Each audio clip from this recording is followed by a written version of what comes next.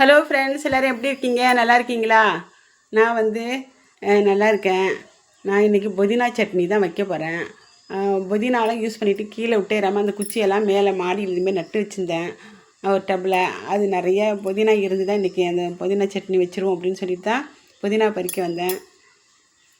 புதினாலாம் பறிச்சிட்டு இருக்கேன். அதுக்கு முன்னாடி நம்ம என்ன செய்வோம்னா, போன வீடியோவில் கேட்ட விடுகதைக்கு விடை என்ன கேட்டேன், நமக்கு சொந்தமான ஒன்று அடுத்தவர்கள் அதிகமாக உபயோகிப்பார்கள் நான் சொன்னேன். அதுக்கு விடை பெயர், அதை நேம்.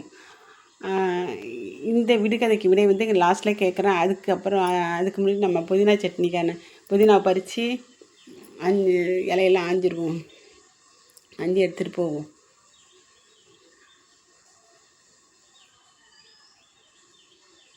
லாஸ்ட்டில் விடை கேட்குறேன். பறித்து நான் மாடியிலே நல்லா அலசிட்டேன் அந்த கீரையை. அது இருந்தாலும் இங்கே ஒரு ட்ரிப்பு கொண்டாந்து அலசினேன். ஒரே ஒரு ட்ரிப்பு அலசுவோம் அப்படின்னு சொல்லிட்டு நான் மாடியிலே நல்லா அலசி கொண்டுட்டேன் கீரை 2-3 ட்ரிப்பு.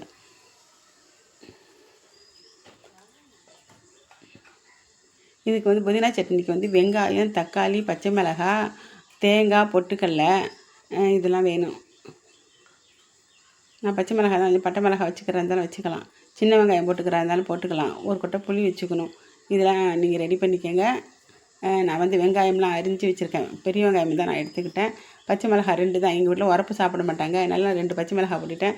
நீங்கள் உங்களுக்கு எப்படி தேவையோ அதுக்கு தகுந்த மாரி போட்டுங்க. 2, 3, 4 அப்படி போட்டுக்கலாம், உங்கள் இஷ்டம். நான் 2 பச்சை மிளகாய் தான் போட்டிருக்கேன். இங்கே யாரும் உரப்பு சாப்பிட மாட்டாங்க. 2 பச்சை மிளகாய் போட்டு வெங்காயத்தை போட்டு நல்லா வதக்கணும். வதக்கிட்டு தக்காளி போடணும். தக்காளி போட்டு உப்பு போட்டு நல்லா வதக்கிட்டு கருவேப்பிலை போட்டுங்க. அப்புறம் தேங்காய் இருக்குது, தேங்காய் போட்டுங்க. தேங்காய் திருகி போட்டாலும் போடலாம். நான் பல்லெல்லாம் கீனி தான் போட்டிருக்கேன். போட்டு நல்லா வதக்கிக்கணும். பச்சை வாசனை போக நல்லா வதக்கின பிறகு தேங்காயும் போட்டு பொட்டுக்கடலை போட்டுக்கிட்டேன். நான் பொட்டுக்கடலை கருவேப்பிலை எல்லாம் போட்டு நல்லா வதக்கிக்கணும்.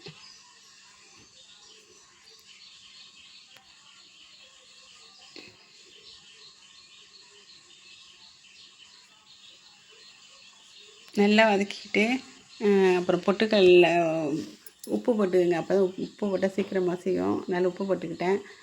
பொட்டுக்கடலையும் போட்டுக்கங்க. போட்டு நல்லா வதக்கிக்கிட்டே இருங்க. அதுக்குள்ளே நான் உங்களுக்கு இந்த வாரம் விடுகதையை நான் கேட்டுறேன். இந்த வாரம் விடுகதை ஆழ குழி தோண்டி அதில் ஒரு முட்டையிட்டு அண்ணாந்து பார்த்தால் 90 முட்டை. அது என்ன? இதோட விடையை நீங்கள் உங்களுக்கு தெரிஞ்சால் சொல்லுங்கள் கமெண்டில். தெரியலன்னா நான் அடுத்த வீடியோவில் நான் உங்களுக்கு விடை சொல்லிடுறேன். ஓகே. இப்போ புதினாவை தனியாக தான் நம்ம வதக்கணும். அதோடு சேர்த்து வதக்கணும் சரியாக வராததுனால புதினாவை அந்த தேங்காய் வதக்கினதெல்லாம் எடுத்து வச்சுக்கிட்டு புதினாவை போட்டு புதினா தண்ணி விடும். அதனால் எண்ணெய் விட்டு தனியாக வதக்கிக்கணும். நல்லா சுருளை வதக்கின பிறகு அதெல்லாம் போட்டு ஒன்றா வதக்கிக்கலாம். அதோடு வதக்குனிங்கன்னா சரியாக வராது, தண்ணி விட்டுரும். புதினா உடம்புக்கு ரொம்ப நல்லது. அதனால் அந்த குச்சியை நீங்கள் சமையலுக்கு யூஸ் பண்ணிவிட்டு குச்சியை நட்டு வச்சிங்கன்னா கூட துளுத்துக்கும்.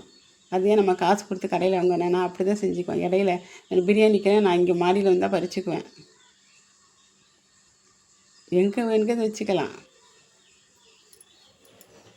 ஒரு டப்பில் வச்சு சின்னதாக ஒரு தொட்டிலையோ வச்சு புதினா குச்சியெல்லாம் நட்டு வச்சோம்னா துளுத்துக்கும். நல்லா வதங்கின பிறகு நம்ம வதக்கி வச்சுருக்க வெங்காயம், தக்காளி எல்லாத்தையும் போட்டுக்கிட்டு கொஞ்சம் பொட்டுக்கடலை போட்டுக்கோங்க.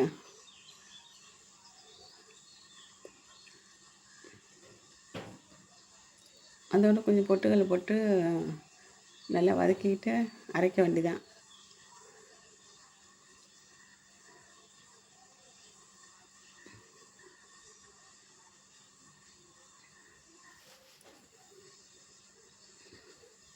ஒரு கொட்டை புளி வச்சுக்கோங்க. நான் அதுலேயே ஒரு கொட்டை புளி வச்சுக்கிட்டேன்.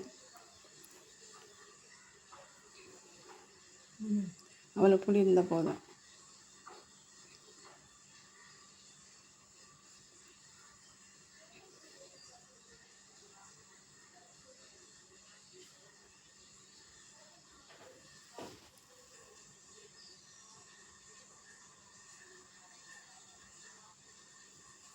தாளித்து கொட்டிடுங்க. கருவேப்பிலை போட்டு தாளித்து கொட்டிக்க வேண்டியதான். கொட்டிட்டு தக்காளி இது புதினா சட்னி சூப்பராக இருக்கும். டேஸ்ட் பண்ணி பாருங்கள், சாப்பிட்டு பாருங்கள், சூப்பராக இருக்கும். பெருங்காயம் சேர்த்துக்கோங்க. பெருங்காய தூள் இருந்ததுனால நான் அதில் கொட்டியிருக்கேன், அது காமிக்கல.